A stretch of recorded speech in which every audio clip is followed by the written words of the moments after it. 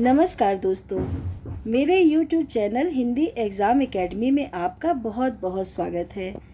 आज हम वीडियो री एग्ज़ाम 2023 की परीक्षा में पूछे गए हिंदी के प्रश्नों को हल करेंगे। चलिए वीडियो को शुरू करते हैं। पहला प्रश्न है, विद्यालय की शोभा वही बढ़ा सकता है जो अनुशासन में रहे। यह किस वाक्य का उदाहरण है? पहला ऑप्शन है संयुक्त वाक्य, दूसरा प्रश्नवाचक वाक्य, तीसरा सरल वाक्य, चौथा मिश्र वाक्य। तो इसका सही आंसर है ऑप्शन डी, मिश्र वाक्य। प्रश्न नंबर 2, श्रुति सम भिन्नार्थक शब्द युग्म लक्ष्य और लक्ष्य का उचित अर्थ है। ऑप्शन ए उद्देश्य लाख, ऑप्शन बी देखने योग्य संपत्ति, ऑप्शन सी तीर रुपया, ऑप्शन डी लाख उद्देश्य। तो इसका सही आंसर है ऑप्शन नंबर ए, उद्देश्य और लाख। प्रश्न नंबर 3, किस विकल्प में शब्द युग्म का अर्थ भेद सही नहीं है? ऑप्शन ए अभिराम अविराम, इसका अर्थ भेद है स्थिर लगातार। ऑप्शन बी आदि आदि, आदि का अर्थ आरंभ, आदि का अर्थ अभ्यस्त। ऑप्शन सी अचल अंचल, अचल का अर्थ है स्थिर, अंचल का अर्थ क्षेत्र। ऑप्शन डी अयश और अयस, अयस का अर्थ है बदनामी और अयस का अर्थ है लोहा। तो इसका सही आंसर होगा ऑप्शन नंबर ए, अभिराम और अविराम, क्योंकि अभिराम का अर्थ होता है सुंदर। चलिए आगे देखते हैं। प्रश्न नंबर 4, निम्नलिखित में से कौन सा वाक्य संयुक्त वाक्य का उदाहरण है? ऑप्शन ए जो परिश्रम करेगा उसे सफलता मिलेगी, बी वह वही बच्चा है जो कल गिर गया था, ऑप्शन सी शाम हुई और गाय घर लौट आई, ऑप्शन डी बगीचे में सुंदर फूल खिले हैं।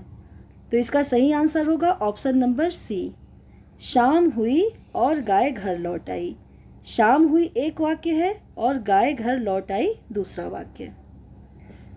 प्रश्न नंबर 5, बा तजुर्बा शब्द में कौन सा उपसर्ग है? बात, ऑप्शन बी आ, ऑप्शन सी जुर्बा, ऑप्शन डी बा। तो इसका सही आंसर होगा ऑप्शन नंबर डी, बा। तजुर्बा के आगे बा उपसर्ग लग जाएगा और बनेगा बा तजुर्बा।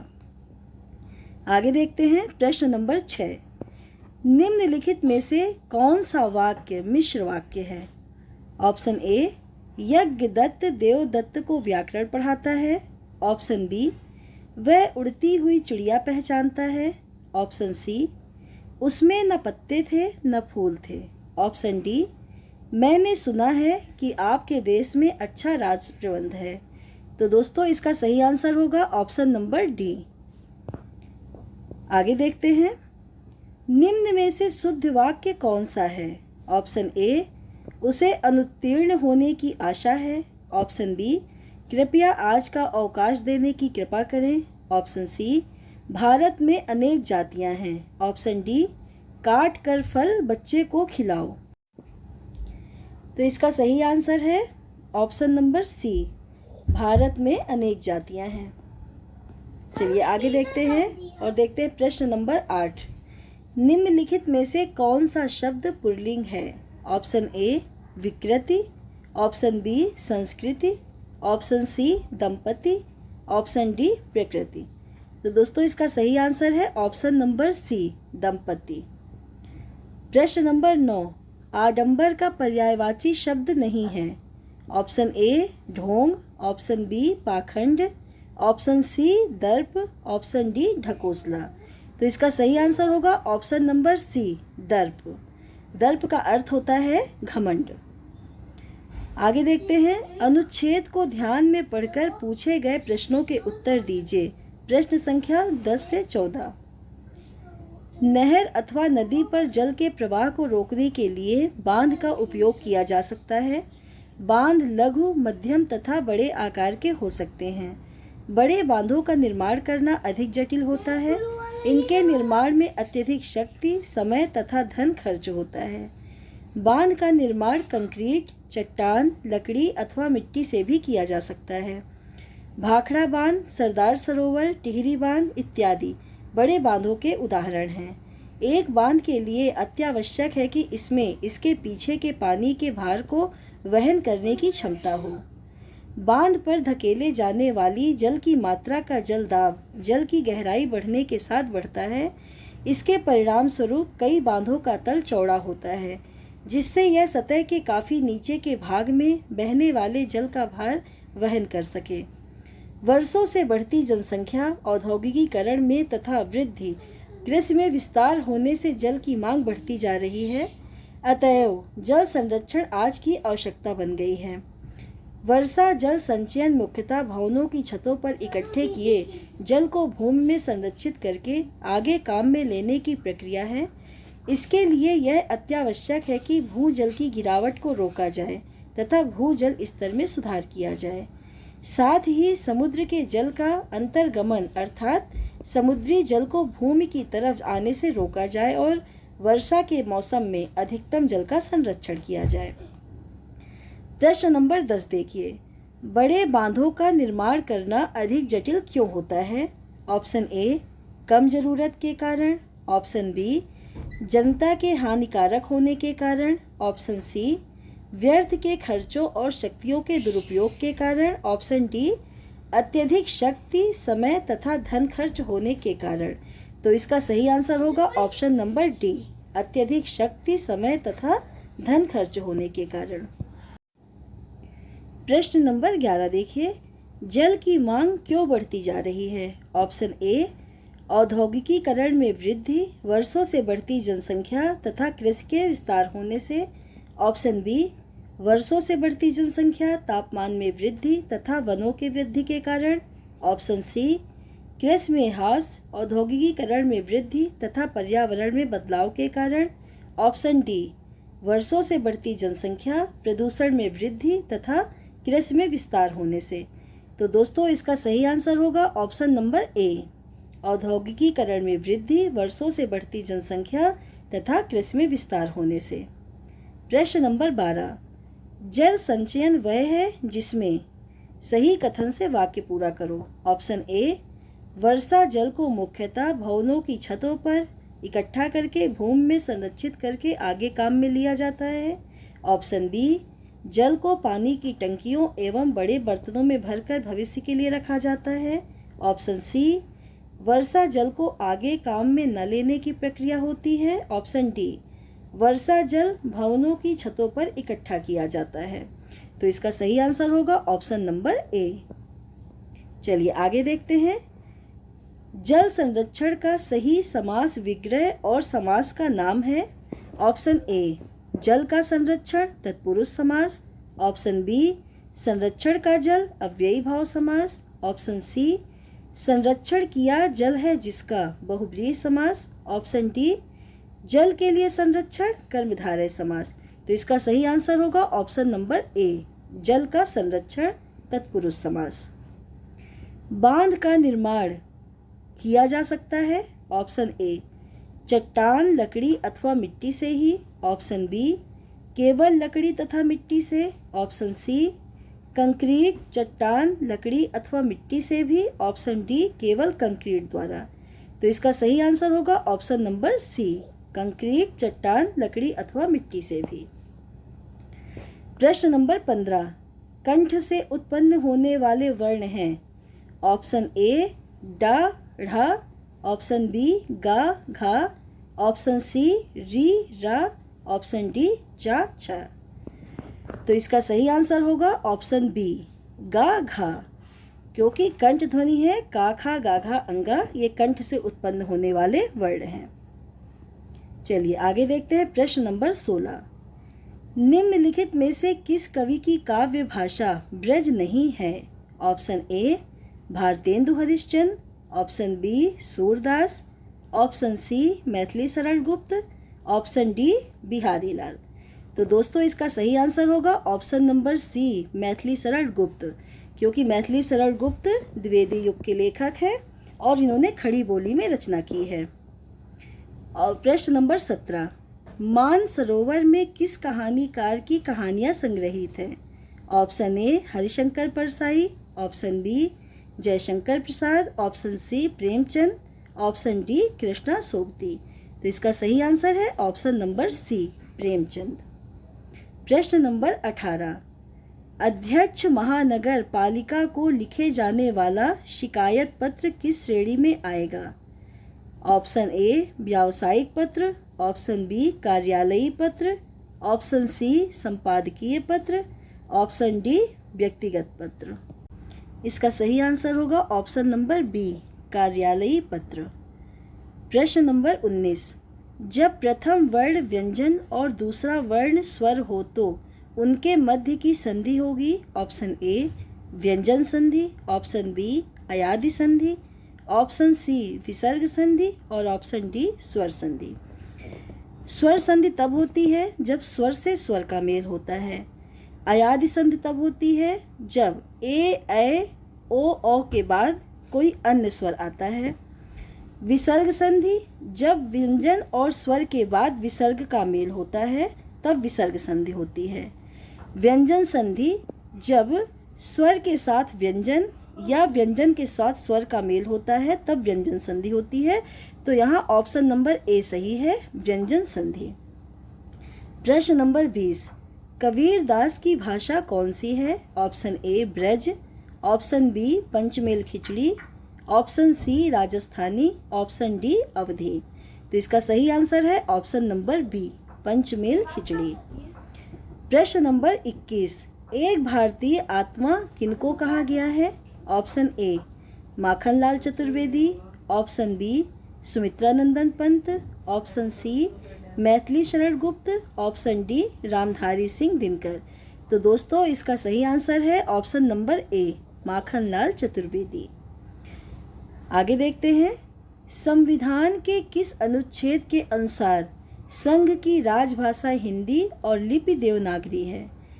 ऑप्शन नंबर ए अनुच्छेद 346, अनुच्छेद 342, ऑप्शन सी अनुच्छेद 344, ऑप्शन डी अनुच्छेद 343।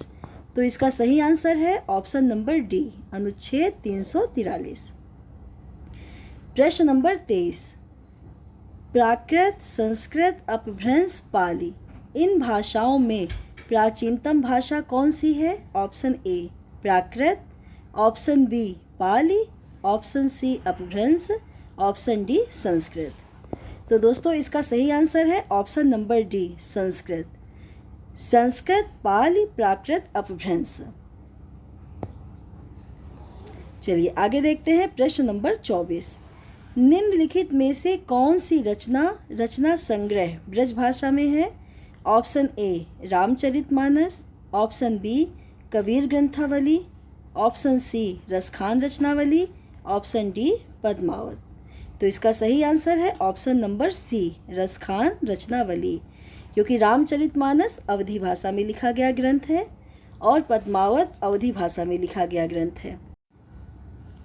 प्रश्न नंबर 25, हम चूड़ियाँ पहन रहे हैं वाक्य की क्रिया किस काल की है? ऑप्शन ए पूर्ण वर्तमान काल, ऑप्शन बी अपूर्ण वर्तमान काल, ऑप्शन सी संदिग्ध वर्तमान काल, ऑप्शन डी सामान्य वर्तमान काल। तो इसका सही आंसर है ऑप्शन नंबर सी संदिग्ध वर्तमान काल। प्रश्न नंबर 26, निम्नलिखित में से कौन सा संधि विच्छेद सही है?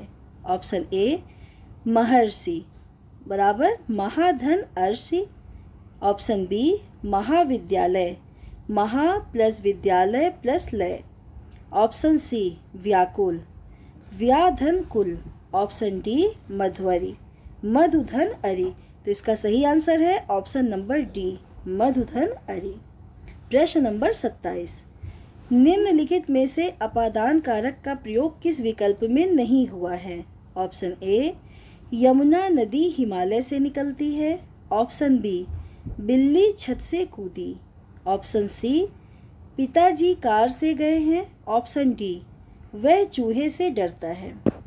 तो दोस्तों इन दोनों ऑप्शन में अपादान कारक का प्रयोग नहीं हुआ है।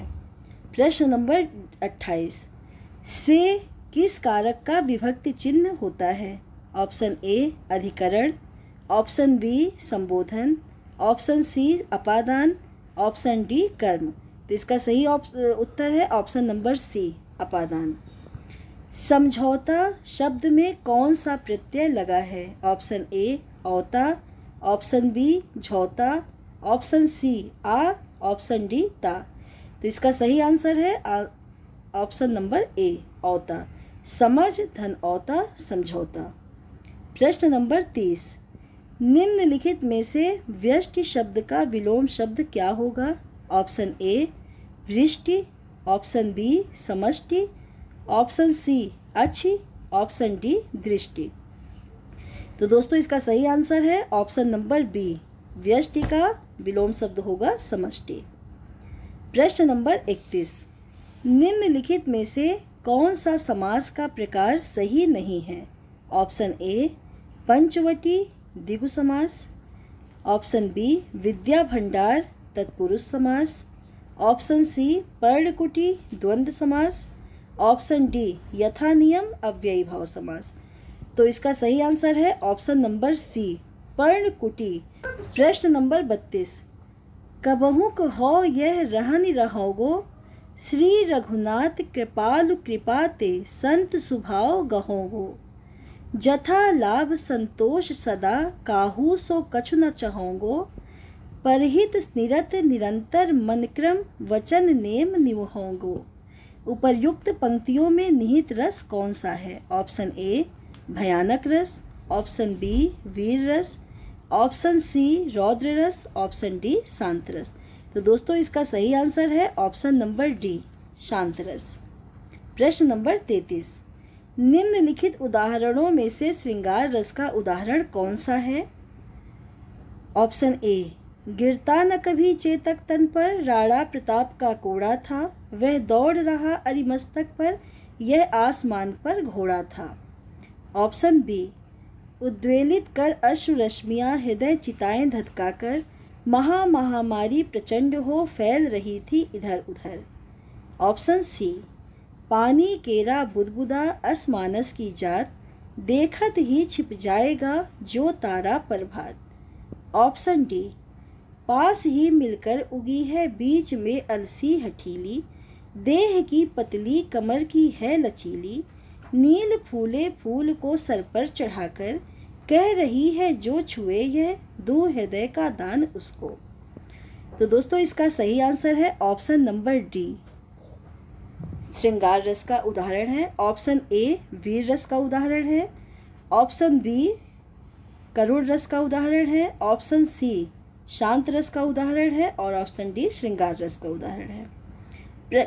प्रश्न नंबर 34, निम्नलिखित में से कौन सा अर्थालंकार का एक प्रकार है? ऑप्शन ए यमक अलंकार, ऑप्शन बी रूपक अलंकार, ऑप्शन सी वक्रोक्ति अलंकार और ऑप्शन डी श्लेष अलंकार। तो दोस्तों इसका सही आंसर है ऑप्शन नंबर बी रूपक अलंकार।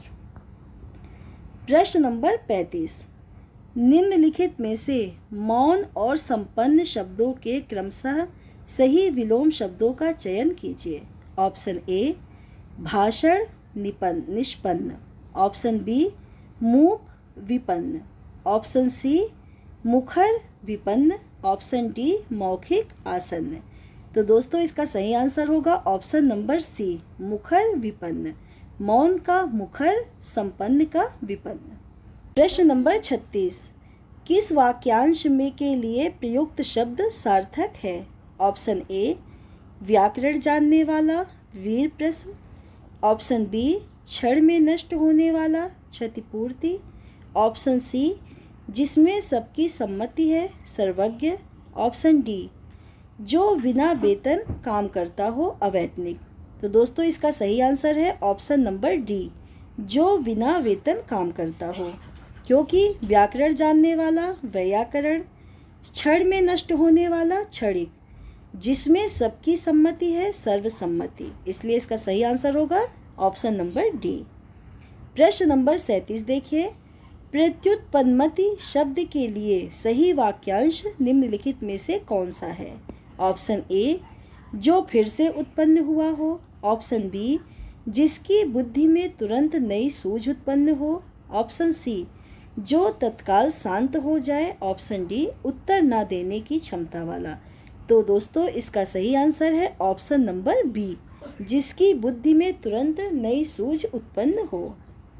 प्रश्न नंबर 38 देखिए, निम्नलिखित में से कौन सी वर्तनी शुद्ध है? तो दोस्तों इसका सही आंसर होगा ऑप्शन नंबर ए, आशीर्वाद। निम्न में से कौन से विकल्प में पर्यायवाची युग्म सही नहीं है? ऑप्शन ए, जलधि अम्बुद, ऑप्शन बी, सरोवर Pushkar, option C, Purandar Amarpati, option D, फड़ी उरग। तो दोस्तों सरोवर पुष्कर कहते हैं तालाब को, फड़ी उरग कहते हैं सर्प को, पुरंदर अमरपति कहते हैं इंद्र को। तो इसका सही आंसर होगा ऑप्शन नंबर ए, जलधि अम्बुद। जलद कहते हैं समुद्र को और अम्बुद कहते हैं बादल को। प्रश्न नंबर 40, निम्नलिखित में से तत्सम शब्द कौन सा है? ऑप्शन ए, कृपा, ऑप्शन बी, झरना, ऑप्शन सी, मकड़ी, ऑप्शन डी, कटहल। तो दोस्तों इसका सही आंसर है ऑप्शन नंबर ए, कृपा। प्रश्न नंबर 41 देखिए, निम्नलिखित में से शलाका का तद्भव रूप कौन सा है? ऑप्शन ए, सलाई, ऑप्शन बी, सिलाई, ऑप्शन सी, सलाका, ऑप्शन डी, सलाइका। तो दोस्तों इसका सही उत्तर होगा ऑप्शन नंबर ए, सलाई। प्रश्न नंबर 42 देखिए, निम्नलिखित में से तत्सम और तद्भव का कौन सा युग्म सही नहीं है?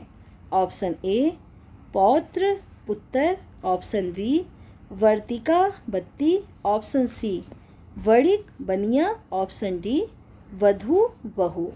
तो दोस्तों इसका सही आंसर है ऑप्शन नंबर ए, पौत्र पुत्र। चलिए देखते हैं क्वेश्चन नंबर 43, तरनी तनुजा तट तमाल तरुवर बहुछाए। इस पंक्ति में कौन सा अलंकार है? ऑप्शन ए, रूपक अलंकार, ऑप्शन बी, उपमा अलंकार, ऑप्शन सी, अतिशयोक्ति अलंकार, ऑप्शन डी, अनुप्रास अलंकार। तो दोस्तों इसका सही आंसर होगा ऑप्शन नंबर डी, अनुप्रास अलंकार। अनुप्रास अलंकार तब होता है जब एक वर्ण की आवृत्ति कई बार होती है। चलिए आगे देखते हैं प्रश्न नंबर 44, तिथि शब्द का बहुवचन है। ऑप्शन ए, तिथियों, ऑप्शन बी, तिथियां, ऑप्शन सी, तिथियां, ऑप्शन डी, तिथियों। तो दोस्तों इसका सही आंसर है ऑप्शन नंबर सी। प्रश्न नंबर 45 देखिए, घर का भेदी लंका ढाए कहावत का निम्नलिखित में से कौन सा अर्थ है? ऑप्शन ए, घर का भेद न बताने से लंका नहीं ढहती, ऑप्शन बी, आपसी फूट से लंका ढह जाती है, ऑप्शन सी, आपसी फूट से सर्वनाश होता है, ऑप्शन डी, घर का भेद बताने से लंका ढह जाती है। तो दोस्तों इसका सही आंसर होगा ऑप्शन नंबर सी, आपसी फूट से सर्वनाश होता है। प्रश्न नंबर 46 देखिए, ठठेरा शब्द का स्त्रीलिंग निम्न में से क्या होगा? ठठेरिन, ऑप्शन बी, ठठेरी, ऑप्शन सी, ठठेरिनी, ऑप्शन डी, ठठारी। तो दोस्तों इसका सही आंसर होगा ऑप्शन नंबर ए, ठठेरिन। प्रश्न नंबर 47, आँखों का तारा मुहावरे का क्या अर्थ है? ऑप्शन ए, अति आलसी, ऑप्शन बी, अति कमज़ोर, ऑप्शन सी, अति दुखी, ऑप्शन डी, अति प्रिय। तो दोस्तों इसका सही आंसर होगा ऑप्शन नंबर डी, अति प्रिय। प्रश्न नंबर 48, मान न मान मैं तेरा मेहमान कहावत का अर्थ बताइए। ऑप्शन ए, जबरदस्ती गले पड़ना, ऑप्शन बी, मेहमान नवाजी करना, ऑप्शन सी, मेहमान न बनना, ऑप्शन डी, मेजबानी करना। तो दोस्तों इसका सही आंसर होगा जबरदस्ती गले पड़ना, ऑप्शन नंबर ए। चलिए देखते हैं प्रश्न नंबर 39, निम्नलिखित में से वाक्य के शुद्ध रूप का चयन कीजिए। ऑप्शन ए, वन में प्रातः काल के समय बहुत ही मनोरम दृश्य होता है, ऑप्शन बी, वन में प्रातः काल का दृश्य बहुत ही सुहावना होता है, ऑप्शन सी, वन में प्रातः काल के समय बहुत ही सुहावना दृश्य होता है, ऑप्शन डी, वन में प्रातःकाल के समय दृश्य क्या खूबसूरत होता है। तो दोस्तों इसका सही आंसर होगा ऑप्शन नंबर बी। वन में प्रातःकाल का दृश्य बहुत ही सुहावना होता है। चलिए देखते हैं प्रश्न नंबर 50। किस विकल्प में सभी शब्द तद्भव हैं। ऑप्शन ए सुत झरना नयन, ऑप्शन बी गात गणपति ग्राहक, ऑप्शन सी सहज संजोग समंदर, ऑप्शन डी छकड़ा काजल खेत। तो दोस्तों इसका सही आंसर होगा ऑप्शन नंबर डी, छकड़ा काजल खेत।